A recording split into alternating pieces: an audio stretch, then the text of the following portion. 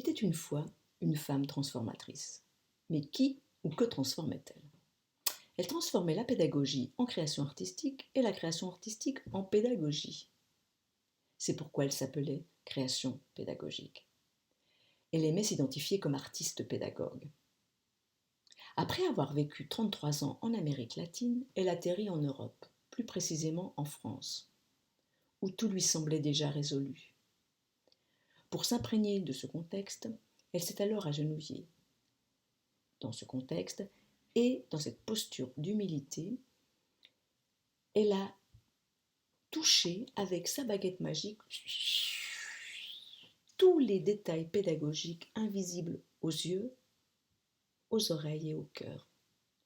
Elle a alors compris que pour faire advenir la grandeur pédagogique, il fallait scruter la petitesse pédagogique. Et c'est alors qu'est apparue la pédagogie de l'invisible, où les compétences essentielles et immuables ont une place de premier choix, car elles permettent de s'acclimater aux crises et à leurs incertitudes. Par exemple, savoir observer activement son public, savoir écouter activement son public, mettre les émotions en action dans son espace professionnel, apprendre à désapprendre et à réapprendre, naviguer au sein de collaborations authentiques, et prendre soin de l'autre et de soi, à faire advenir du sens et du bon sens à l'époque du non-sens.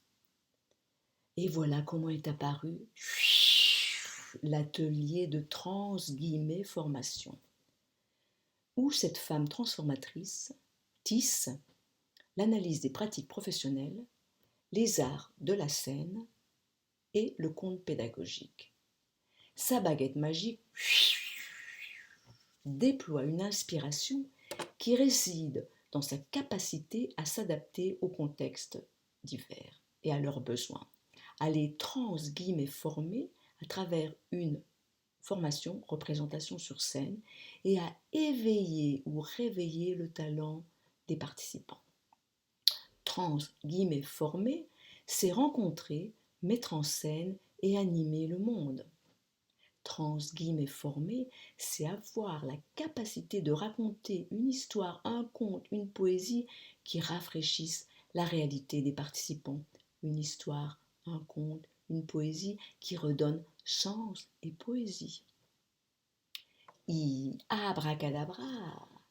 Voici quelques images de ces histoires d'ateliers de formation.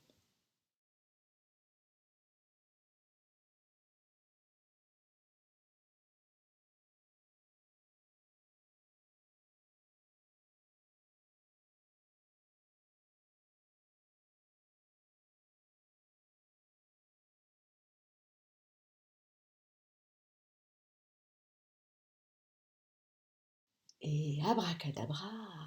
Voici maintenant quelques témoignages de participants à ces ateliers de formation.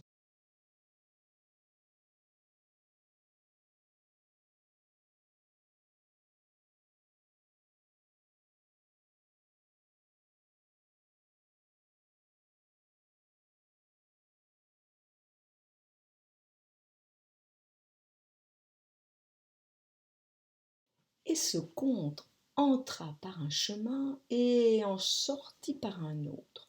Veux-tu que je te raconte un autre conte? Alors, viens partager la magie d'un atelier de formation qui te susurrera à l'oreille. Former, c'est s'exiger de donner envie. Et c'est toucher les gens. C'est finalement pour cela que nous sommes sur Terre.